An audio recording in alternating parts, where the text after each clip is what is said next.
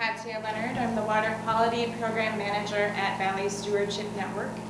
Valley Stewardship Network, also known by the acronym VSN, is a nonprofit located in Viroqua, but we serve the entire Kickapoo watershed and foodshed as well as adjacent watersheds. We've been incorporated since 2000 and we are now moving into our 13th year. Mission is to promote stewardship and provide cooperative efforts to improve the sustainability of the communities and ecosystems within the Kickapoo watershed region. We have three main programmatic areas that we focus on, including clean water, helping food and farms, and stewardship endeavors. So I'm here today to talk about the water quality program. The water quality program encompasses water monitoring by citizens and staff. Everyday citizens, including basically anybody who's interested. Public education, water protection advocacy, and watershed research, and I'll touch upon all of these in a little bit here. So why should we care about clean water? And why does VSN care about clean water? Well, as you can see here in the water cycle, our waterways are connected. And water is recycled throughout this entire water cycle, throughout the atmosphere, the land, soil, vegetation, groundwater, and surface waters. Throughout the water cycle, pollution can enter at any point, and this contamination can spread throughout this entire system. Because clean water is essential to not only our survival, but all organisms' survival here on Earth. It's essential to keep water clean. Also, water is very expensive to try to remediate when contamination does occur. So this is where VSN comes in. The majority of our data that we've been collecting since 2000 comes not only from staff, there's just one of me in the water quality program, but from volunteer water monitors who live, work, and play here in the Kickapoo watershed. In fact, the majority of our data is collected by our dedicated group of citizen scientists. So you can see here on this map, this is the Kickapoo watershed. This is our target monitoring area. However, we do work in adjacent watersheds as well. The Kickapoo watershed includes portions of Monroe, Vernon, Richland, a small part of Richland, and Crawford counties. This is a very rural area, home to about 25,000 people, 700 square land miles, and 500 river miles. The land use here is primarily agricultural, with forestry coming in a close second. The Kickapoo watershed boasts 12,000 acres of public lands, including the Kickapoo Valley Reserve and Wildcat. And because of restorative efforts, about 60% of the streams here within the watershed support trout populations, including our native brook trout as well as brown trout. Because we're such a rural area, we really depend on our natural resources for tourism and for thriving economically, which is why it's important not only to protect our natural resources, but also advocate for clean water. So VSN every season trains local community members to be citizen scientists or volunteer water quality monitors. We do this through the Water Action Volunteers program, better known as the WAVE program. This program is a partnership between UW Extension as well as the Wisconsin Department of Natural Resources. They have standardized protocols and procedures for collecting samples so that it's all standardized throughout the state. VSN provides the equipment, the outreach, support, training, and our volunteers provide their time, energy, dedication, and water quality data. So there's 3 levels to the WAVE program. I'm going to begin by discussing WAVE Level 1. Our monitors take samples once a month from April through October. Monitoring parameters include dissolved oxygen, which is literally the amount of oxygen saturated within the stream itself. All aquatic life is dependent upon dissolved oxygen, and different species require different levels. So for instance, trout require a very bare minimum of 6 milligrams per liter, while some other species such as carp and bloodworms can survive on much less, about 1 milligram per liter.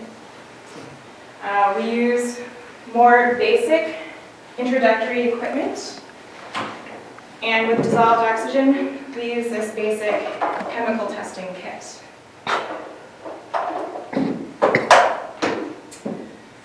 pH is the measure of the hydrogen ion. Pure water has a pH of 7. Anything above 7 is basic or alkaline. Anything below that is acidic.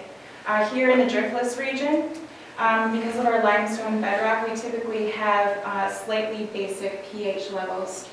And again, we use a more basic set of equipment to do this testing.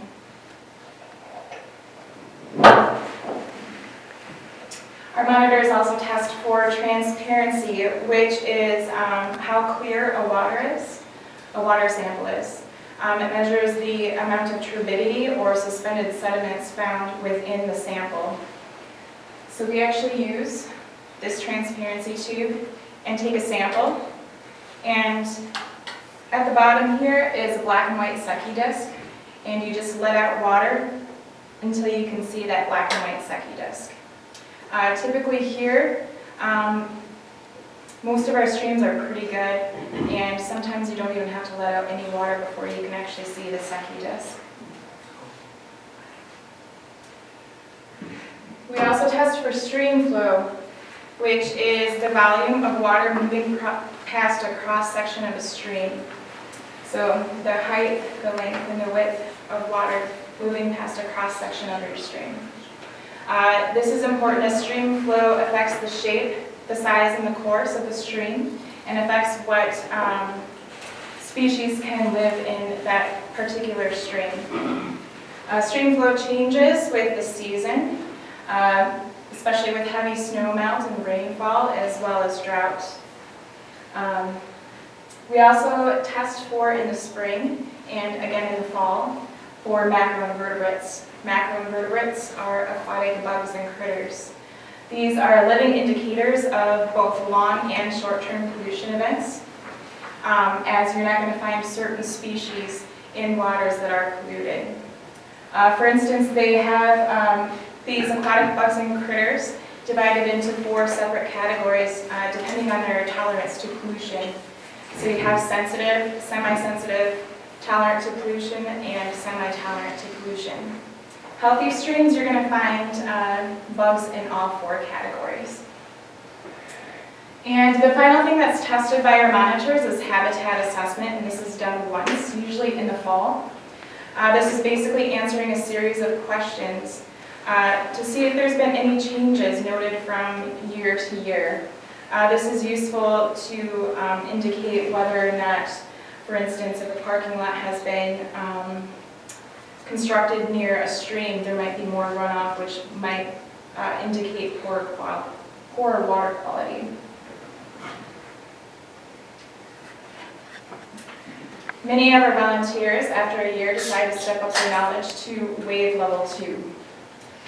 This season is slightly shorter.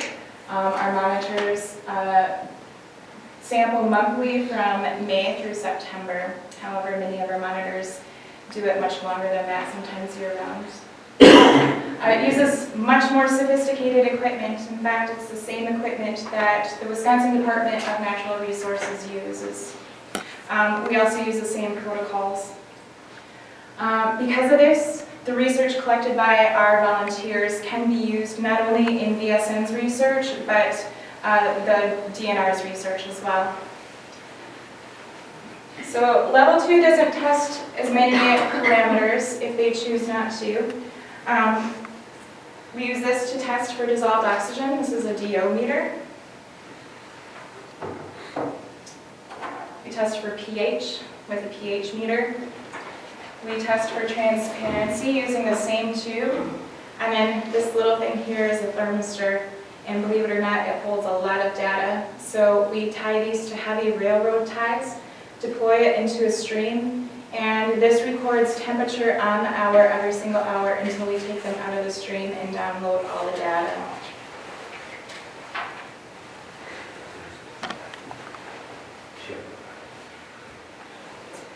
So the third wave level is kind of a hybrid between wave level 1 and wave level 2, dependent on the need. So wave level 3 is special projects. This generally involves sites that may have some potential adverse environmental impacts. The goal is to collect specific data for research, and usually this includes sending samples to a laboratory for analysis. It's also generally a collaboration between VSN and other like-minded organizations. Currently we're working with Crawford's Stewardship project. They have a number of water quality volunteer monitors who test around some streams near CAFO, Confined Animal Feeding Operation in the southern part of the watershed. And they're also going to be monitoring Crooked Creek right outside of Boscobel in response to a fracked sand mine that's newly constructed there. So back in December 2011, we completed an assessment of the health of each stream and river in the watershed that we have data for from 2000 to 2010. So this is it right here. And this is a huge document with lots of raw, technical, highly scientific data. It's also available on our website. So this offers us a snapshot of the state of health of our water resources at this specific point in time. It also helps us to address areas where we have little to no data. Believe it or not, there are a number of streams in the watershed that we just don't have any data on, as well as points us to areas that may need further attention in the future if they've had isolated incidences of poor water quality in the past. VSN is the only such organization in the region to do such a comprehensive analysis of this water quality data. And this data comes from our volunteers, from staff, and the Department of Natural Resources. So in general, what we found out is what we kind of already knew, is that water quality here is generally pretty high. However, we can't make widespread generalizations with such a large area. Remember the 700 square miles. And there has been isolated incidences of lower transparency as well as dips in dissolved oxygen. In some cases, the data that we have from the past 10 years correlates directly to human impacts. So there were isolated transparency issues at Brush Creek, Hay Valley Creek, South Bear Creek, and the Lower Kickapoo River in the past 10 years. There's also been isolated cases of dips in dissolved oxygen at Jersey Valley during the fish kills of 2005, Moore Creek, Brush Creek, South Bear Creek, Sand Creek, and portions of the Kickapoo River, especially in the southern part of the watershed. At the time this assessment was completed, we had a few streams that were classified as impaired by the Wisconsin Department of Natural Resources. This includes Jug Creek, Hall Branch, and portions of the Kickapoo River. Perhaps the most concerning thing that we found is the presence of both bacteria in the form of E. coli, as well as nutrients, nitrogen and phosphorus. Many waterways that we tested had compromised levels of both, and further study needs to be done throughout the entire watershed. That's how the impaired classification comes from, it's based off of. Actually, these impairments are from transparency issues and sediment loads.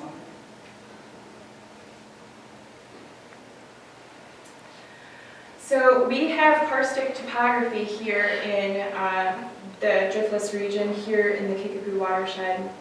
Karst refers to countless caves, cracks, fissures, and fractures in our bedrock. These are conduits that allow a runoff that may be polluted to go straight from the surface right down into our groundwater, our drinking water.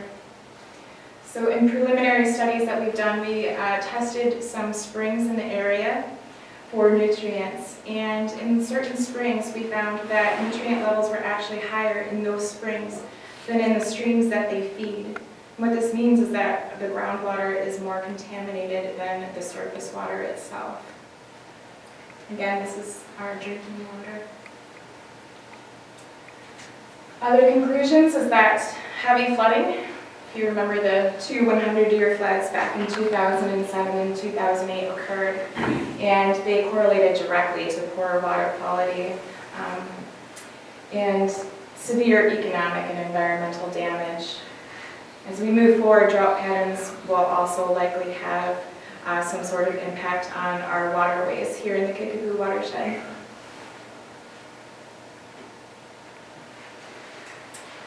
So back this summer, we published a newer water quality publication. The Kickapoo River watershed focused on water protection and stewardship. This was designed by Rosalind Heidke at Dairyland Printing, and it's quite a bit shorter and easier to understand than this. The contents include unique properties and facets of water, the water cycle, a brief history of the Kickapoo watershed, summarized info on the state of the health of all the streams and rivers that we have data for, which is kind of a summary of what we found in here, as well as ways to conserve and protect our water resources, not only here in the Kickapoo watershed, but anywhere in the world. And the latest thing that we have completed within the water quality program is an interactive tool on our website. So this utilizes Google Earth and the same water quality data from 2000 to 2010. So we picked the sites that we had the most consistent data with from year to year. Some of these sites are historic and have ended, some of them are ongoing. So this allows users to go onto our website, visit this page, and you can actually click on each site that we have and get information on the water quality there. So in closing, if you're interested in learning more about water quality endeavors with Valley Stewardship Network, or if you're interested in becoming a water monitor in specific streams, please contact me at Katya, Katya, at kickapoobsn.org. You can also call 637-3615. So we all have our favorite reasons for advocating for a better environment, and I think future generations is one of the most important ones. Thank you.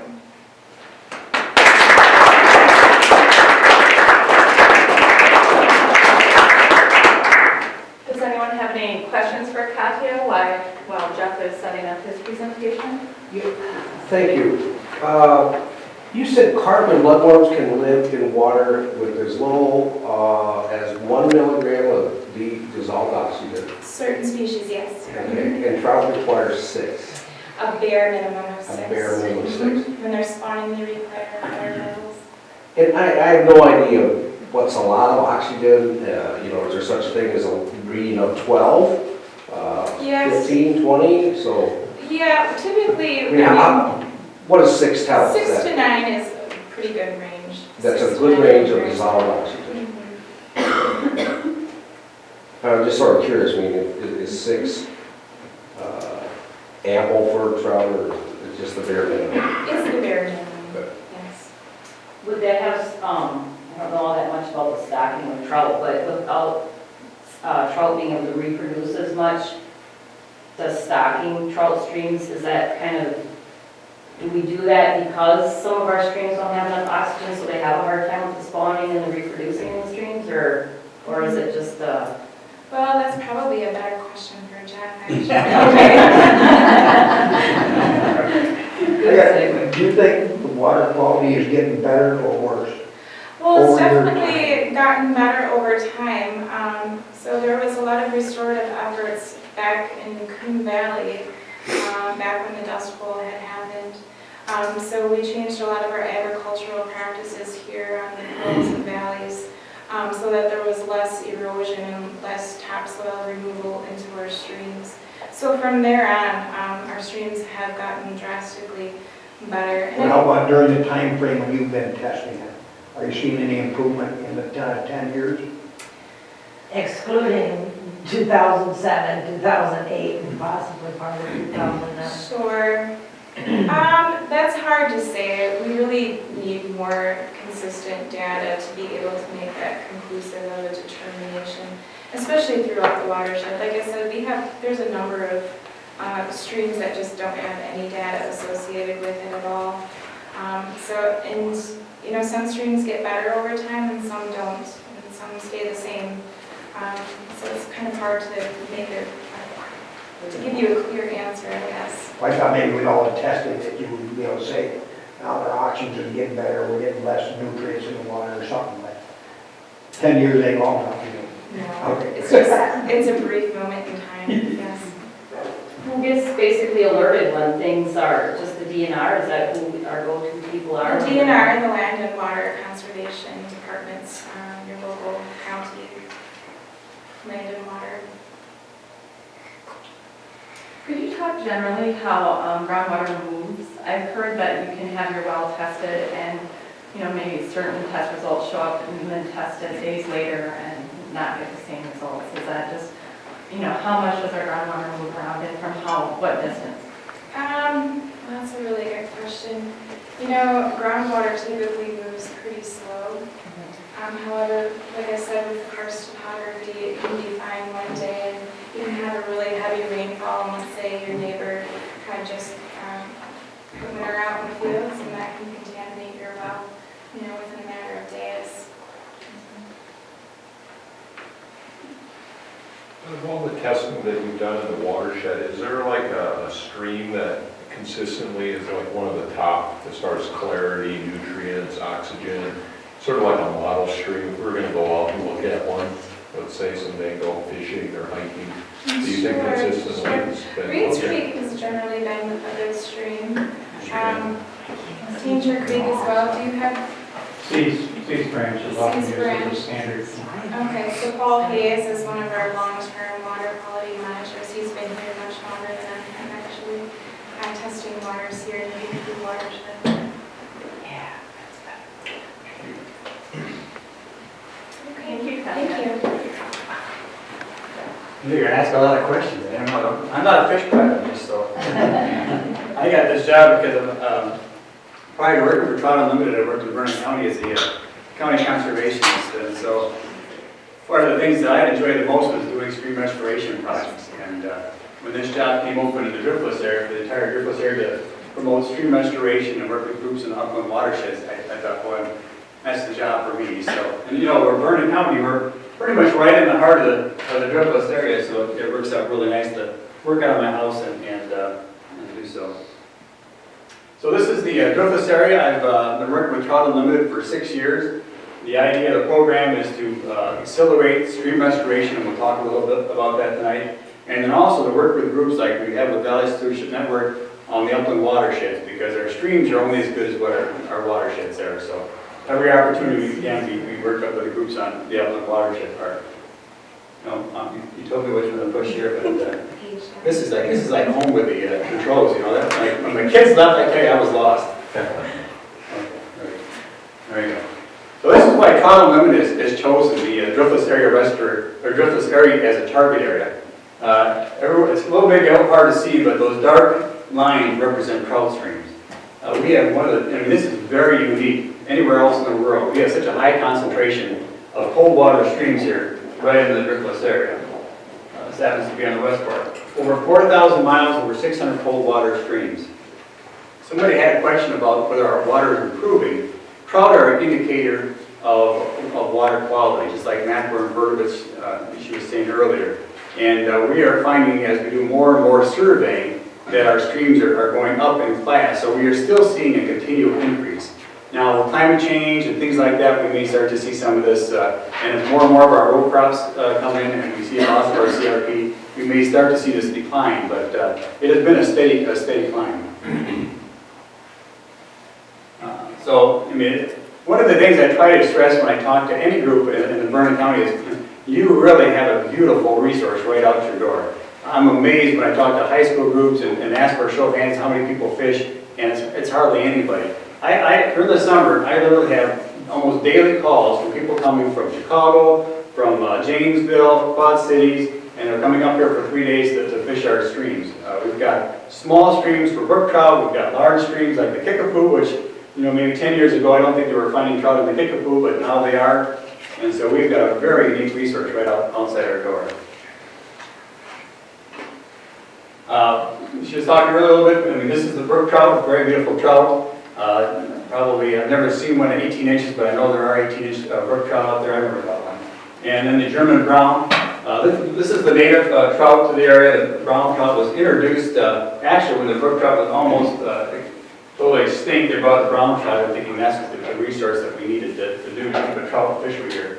The brown trout are here to stay. They're very competitive. We have brown trout probably in the Kickapoo up in the 27, 28, 30-inch range. And so we do a habitat work that benefits both. Do they actually reproduce or not? Yes, they do. Yes? In fact, there's very little trout stocking anymore in this area. That's true, yeah. That's probably the last 5 years, they pretty much eliminated all stocking in this 4-county. We say in this area, our La Crosse area is a 4-county area, Crawford, Monroe, Vernon, Monroe, those 4 counties, and they do very little stocking. Some of the sportsman stuff still do some stocking, but our DNR fishery does not. So, yeah, one of the advantages of doing a talk like this versus being on the field is that you can show some of these historical pictures of, you know, what occurred between 1850 and 1930s. Actually, most of it happened right around the 1900s.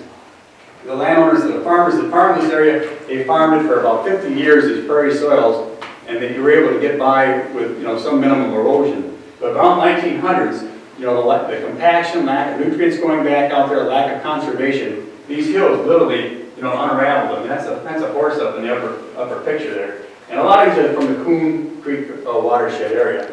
That would be a talk that we could do some night, is the Coon Creek watershed. You should really hear that talk.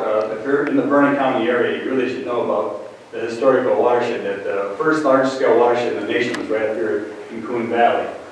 But I tell students and folks who are out there walking these valley floors that they're standing on 10 feet of sediment that was washed off the hillsides.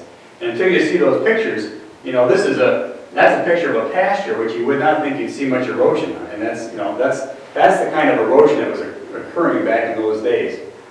So what happened is these valley floors really filled up with 6, 8. There are places down by Chaseburg where they have 12 feet of sediment that come into that valley floor, and the streams have been widened and braided. So today, this is a common shot. This actually is on Bishop's Branch, Lower Bishop's Branch. This is what you'll see when you drive a lot of our streams.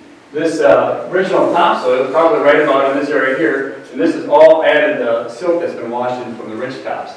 So that silt loam is very, very, in the spring it becomes like ice cream melting. It just starts to slough off.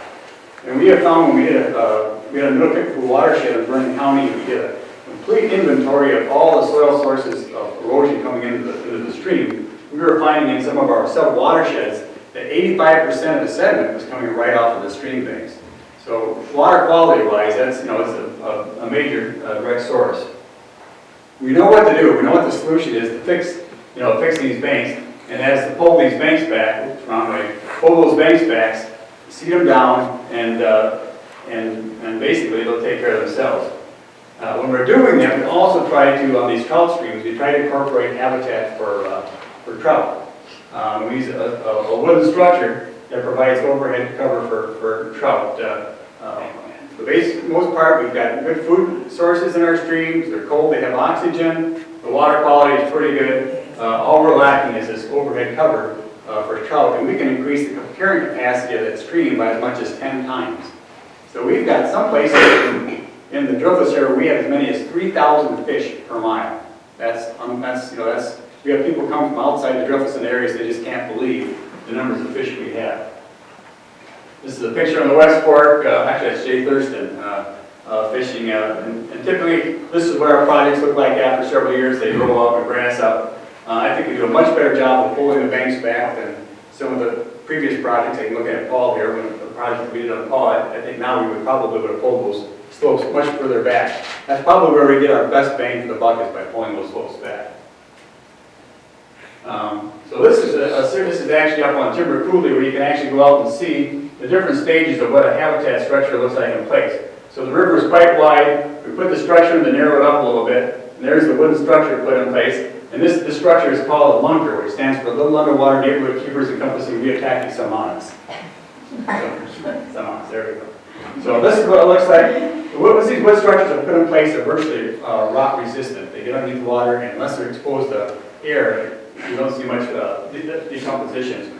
And then we backfill with rock, put the face rock on, and then put the soil. So that's kind of what it looks like in a series. Yes? Did you say what, I didn't hear if you did, what type of wood was used? Typically we use hardwoods, oak, if elm was available, we use elm, maple, but typically it's oak. The new invasive species, what is it called now? There's a tree that they use. Oh, ash. Similar to cedar, no, not ash. Black oak. Black Black oak would work. Okay. It would work if we could, we just usually work with the local lumber mills and what they have, and for about $100, $125, we can build one of these structures. So this question, is the goal with that then to provide cover for the trout from like birds? Yes, great blue herons is one of the main predators. Also trout, they have no islands, and so they seek that shelter, so we can either create overhead cover by the bank structures, the hides, or we can also create deep pools that are like 2.5, 3 feet or deeper that the herons can't go in and get them. Yes? I assume some streams have this naturally occurring, this shelter area. How is that, what is that, made of rocks or?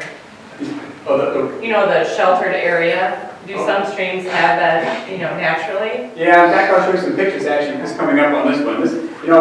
So this is pre-settlement. This is what it looked like. We're, kind of a sedge meadow scenario. You can see the stream is quite narrow and deep. And then the post-settlement came in after, in the early 1900s, and our streams got wide and braided, but we had the sediment. And so, a lot of times when people talk about restoration, they think, are we going to take it back to what it was, pre-settlement? And I thought, we'll never do projects like that. I mean, to take a 1, 3, 5, 6 feet of vertical soil out of the valley floor is literally tons and tons of soil. Oops, now what did I do? Well, Press menu. That's the menu, okay. Says exit. Yeah. There you go. One more time. No, I knew it.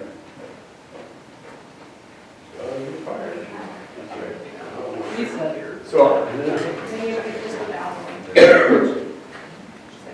So I never thought we'd be able to do that pre-settlement look where we took that valley floor out. But we have, in some instances, well, my wife is here now. This is a property down East Branch of Pecatonica where the Nature Conservancy owns the entire valley floor. And they were able to actually go across there and survey that, find out where the original topsoil was, and they literally mined that out. Now they were close to a city where they could have use of that soil, and it worked out pretty good. In fact, they were able to sell some of that topsoil, and it's good topsoil, and actually use it for the project. But not every township is excited about 10,000 dump loads going across their roads and so forth. So typically we don't do these kind of projects, but you can see how low these banks are, pre-settlement. And then you can get some natural overhead cover by using native grasses and things like this. You get this natural, which is really pretty neat.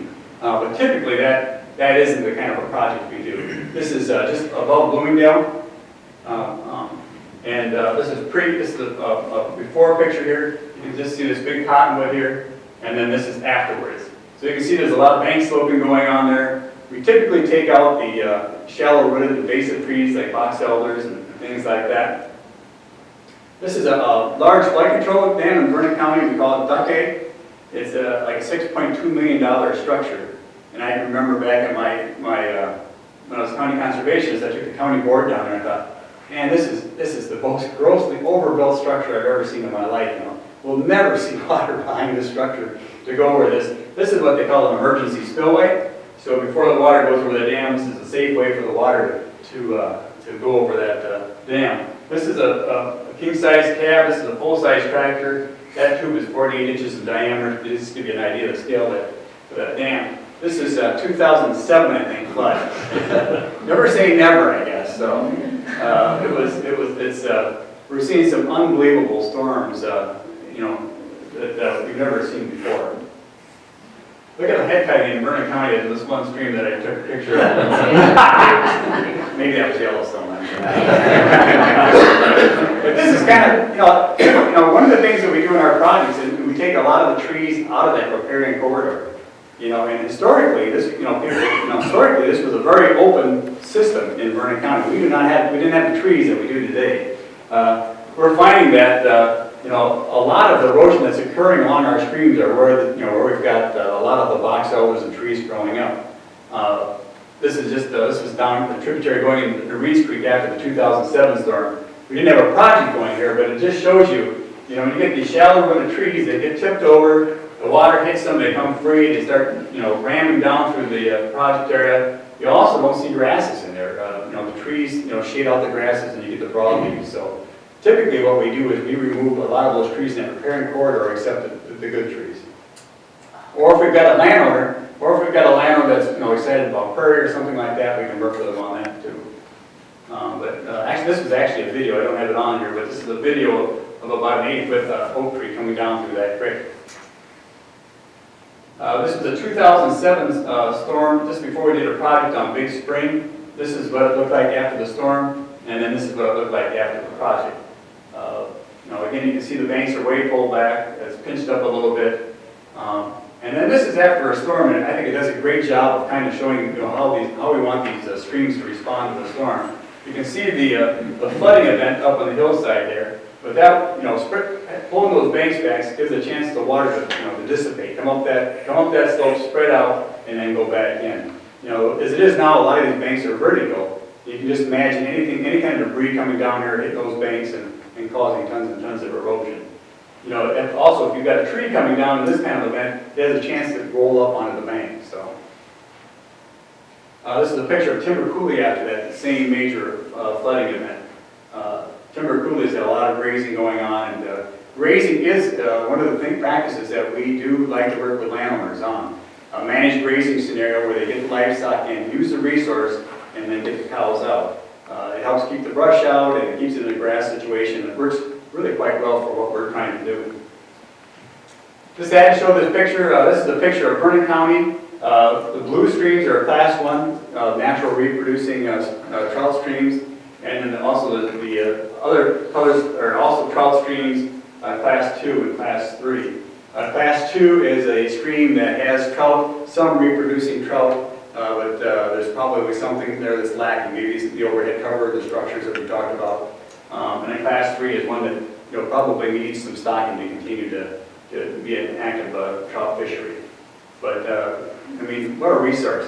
Yes. Who makes those determinations of class and how often? The Department of Natural Resources they go out and do stream shocking.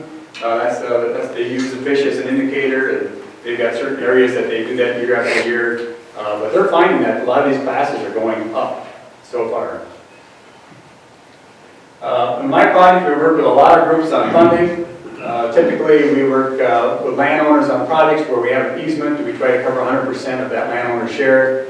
The Land Conservation Department, Natural Resources Conservation Service here in the county, also works with landowners that, even if they don't have an easement, to do stream restoration, but it can be quite an expensive practice.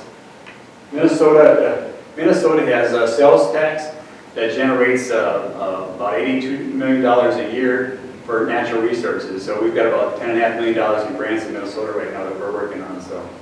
This is a reproducing question again. Yeah. So the streams that get A stocked. reproducing question? I don't know if So you're typically stocking a stream where that's not maybe going on because of structure or other reasons. But in the area, like it's Class 2, where there is some reproducing going on, is there any way of knowing stocked trout, compared to a natural Yeah, in fact, they used to do a lot of stock trouting, and then they started to capture like Timbercooty or different areas where there were natural reproducing trout, and they used those trout to start stocking. They were finding that was a much more success doing that.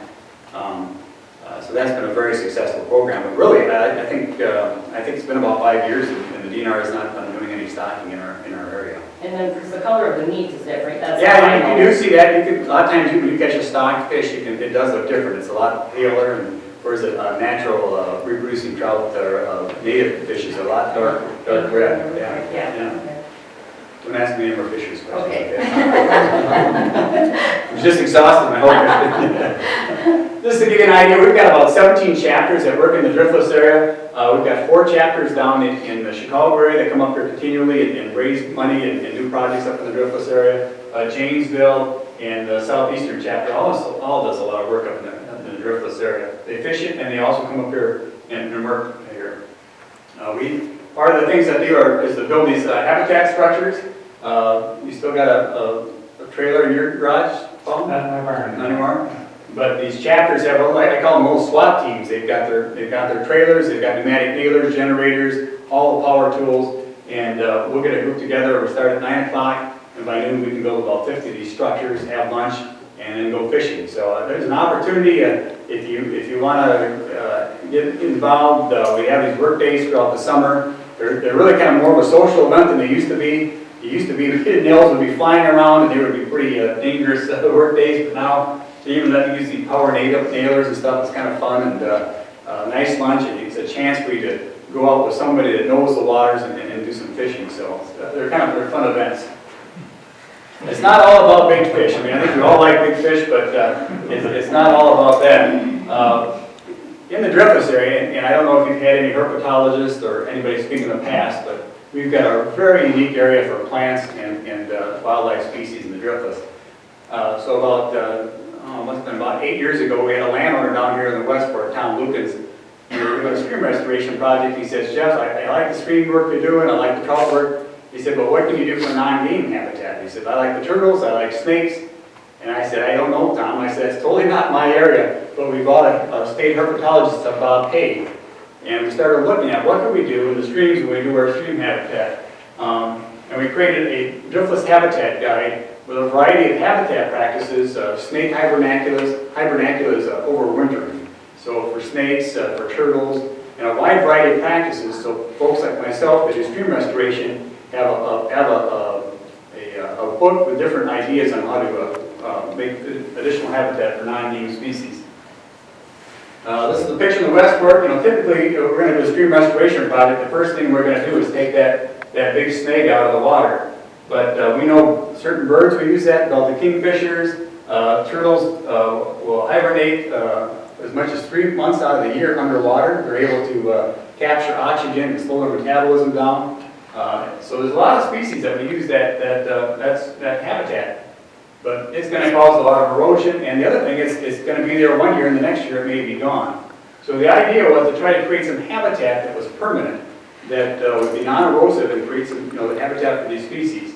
This was our first. Roger Widener was the operator on that excavator. That's Tom Lukens there, and we were putting in a lunker structure, and what we decided to do was put a piece of obstruction in front of that structure so it would collect silt behind it, and the idea is for turtles. And as soon as we did that, some fisherman was going to come by there and say, what the heck was Hastings thinking on this? It's already filling up with silt, but the idea was for turtles. Bob Hay came up with a design. Here's the outside, our lunker structures. The idea is we typically put them on the outside because we want the water to flush out underneath of them. And he came up with this rock structure idea, which is a good idea, but we said, flat rock, that's a lot of hard work to do. It's going to be expensive. And so we came up with a wood structure. But what I'm getting at is, the herpetologist, he knew what they needed, and we knew what we could have with the fisheries going, so we collaborated on these different projects and came up with a wood structure for turtles. And when we do our lunker structures, our wood habitat structures, it's the same material as we used for this, so it was very easy to build these structures. And again, once you put these underwater, they're virtually rock resistant. So here's one of our first structures going in. One of the things we realized quite quickly is that wood floats. So we had to put some heavy rock on there to get this thing to sink. But again, we've always got the excavators, we've got this wood, we've got all these things on site. So we can put in some of this habitat work for about a third of what it would cost if you wanted to go in and put a lunker structure or a turtle habitat structure. We can do it for about a third of the cost because we're right there doing it anyway. So you can already see this, the water's coming down here, it's creating a back eddy. You can see the silt already starting to accumulate underneath this structure. And then that's what it looked like in place. Probably cost us less than $300 or $400 to do it because we had the excavator there, the turtle structure was all built, it was quite easy to do. Actually was down there today, and this is still there. I was on Tom's property today, we were looking at invasive species, and this is a basking log we put in. You walk any stream or a creek and you see a turtle on a log. I always thought they were up there because they were trying to dry off and get the parasites off them, but really what they are up there for is they need to capture that sunlight for shell growth. They're able to use that sunlight to metabolize vitamin D. And since they are cold-blooded, they need that sunlight to get warm too. So we were able to put in, again, we've got trees, we can take an excavator, we can put in basking logs, and we put them in a place where they're not going to erode. This one's been in probably 7 years or so, and so it worked pretty slick. Anybody know what the habitats we're working at on here? Snakes. Snakes. My son would say, "Why would you do that, Dad?" And I said, "Snakes." I said, "Well, I didn't think of what, rattlesnakes or something like that." But actually, fox snakes, garter snakes, and milk snakes actually spend the winter with over 90% of their body underwater. So a lot of times when you walk these streams, and you'll see, have you ever seen these chimneys that the crayfish make? A lot of times the snakes will use that.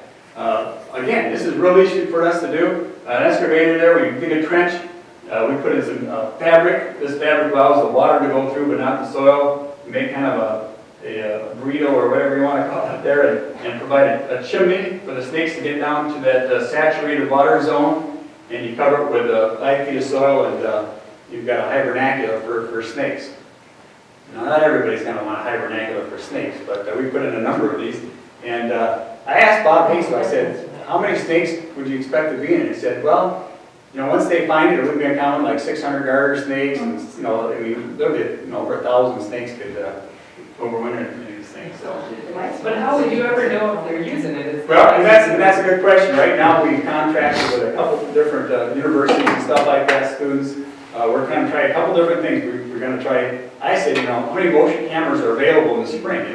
Us deer hunters are, we want them in the fall, but there's a lot of them available in the spring, so we're going to try some motion cameras.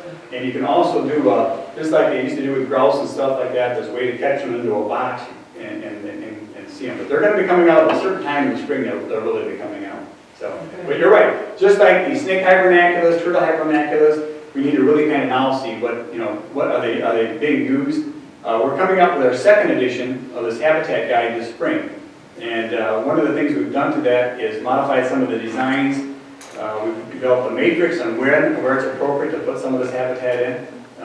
But we need to do a lot more of the follow-up. So this is just a schematic. It shows where the snakes come in, and again, the blue represents the saturated zone. There's a little bit of an area there in case of flooding event, and then at least 5 feet of soil for insulation. That's basically in theory until you have more data. Well, no, this is actually one practice that has been used in a number of other places. Oh, so, yeah. Okay. Yeah, but, some of the stuff is new. This is probably the only one I've ever seen. This is actually on Bishop's Branch. We decided, why couldn't we put a snake hibernaculum right in when we did the stream bank project?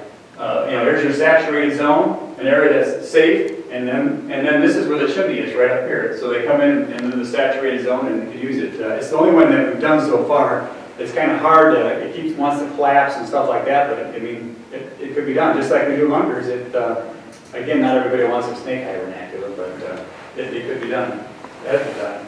These are real easy, these shallow scrapes. If the landowner's got some additional area, we can make these shallow scrapes, and the amphibians, the frogs just love these, and real easy. These old oxbows where the stream used to go, we used to close those up thinking, that's warm water, it's going to enter the stream, it's going to affect our trout stream, and we should pinch it up. And so, but what we find is that this actually is like a little refuge here. Forage fish will get in here, it'll be slightly warmer, the trout won't go in there because it's warmer, and it actually acts as a refuge, plus a lot of the amphibians use them, and plus, really, it doesn't do very much to really warm the stream up, it's very minimal, so we're enhancing these areas, we're actually making our own in some places, but so we've got a different look now. So this is kind of more typical of what our projects look like just after they've been done. You can see the banks are sloped back, there's an old oxbow over there, that we've left alone. And so this looks more typical of what we've done. This is a before picture. It's hard to take pictures of stream projects before because typically they're filled with lots of trees. But this is a place where we were doing a 3-mile section of stream, and we harvested the wood for biomass.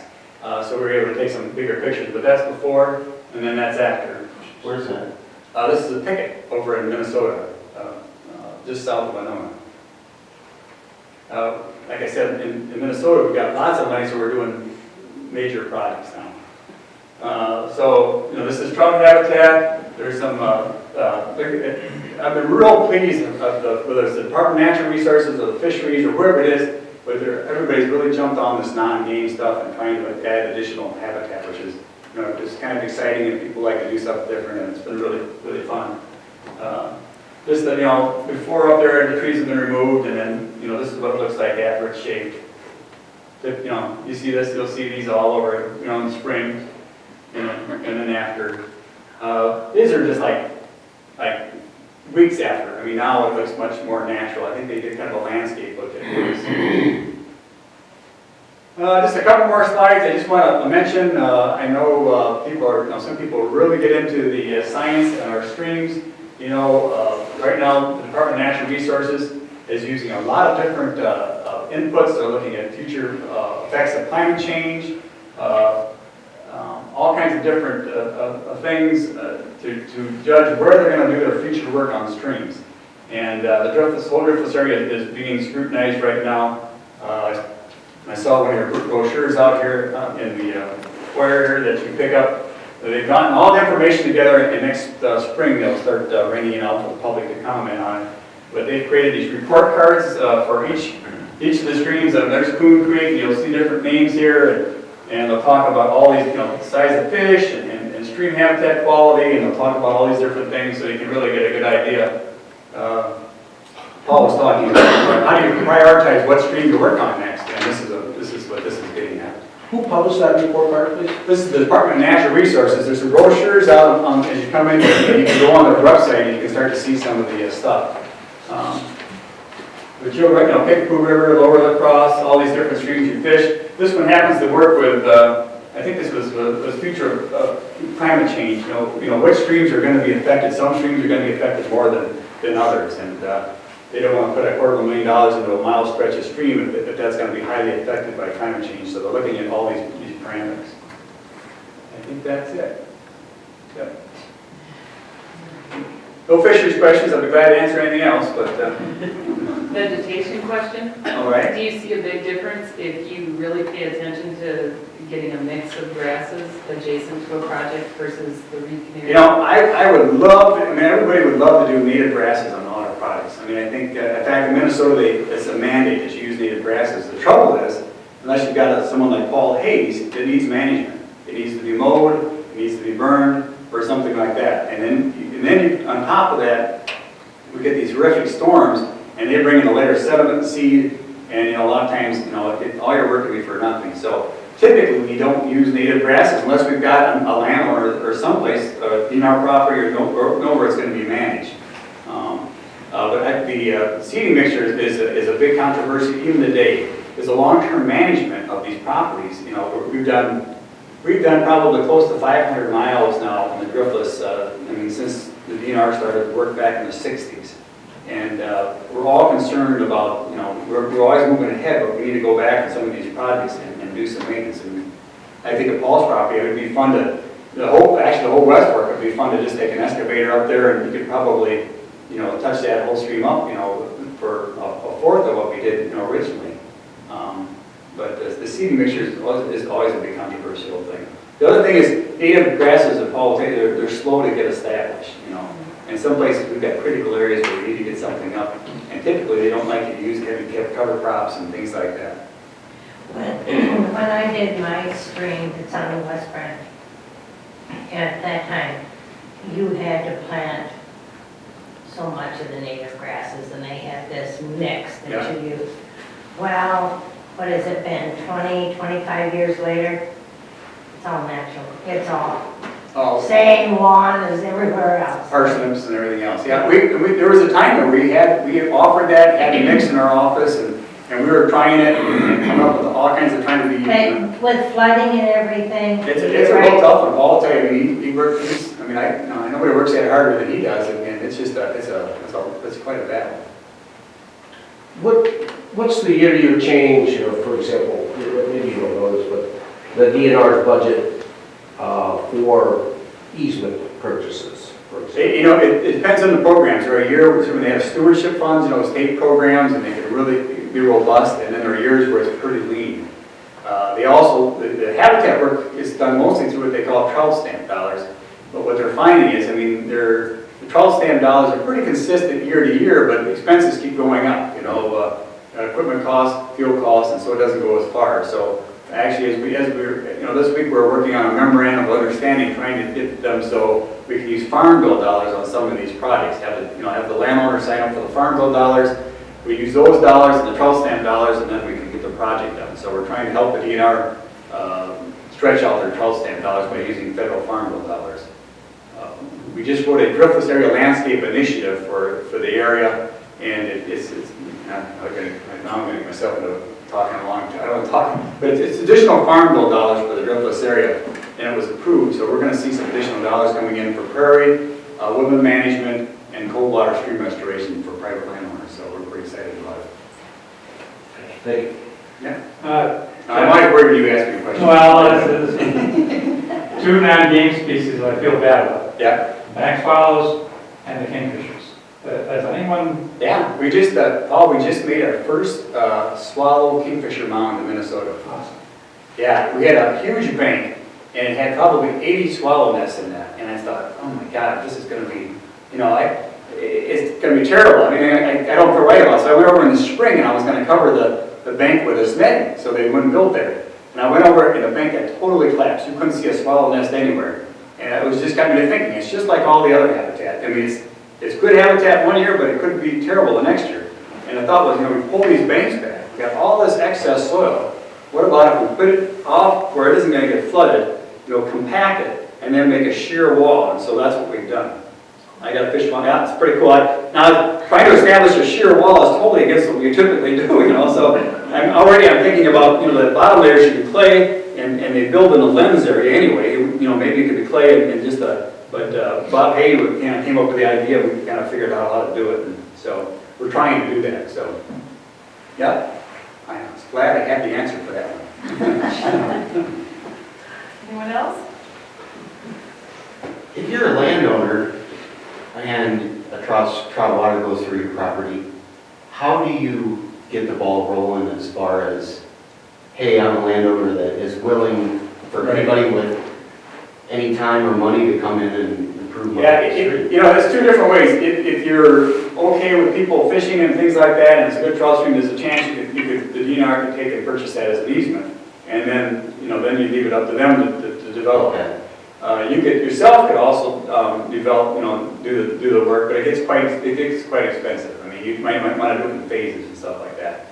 We've actually, I've got David Connell, retired fish biologist, on contract now, and he's available if someone's got a trout stream and wants them to look at it, come down, he's available to come down and look at it. So we can also. Is there ever work done where an easement is not created?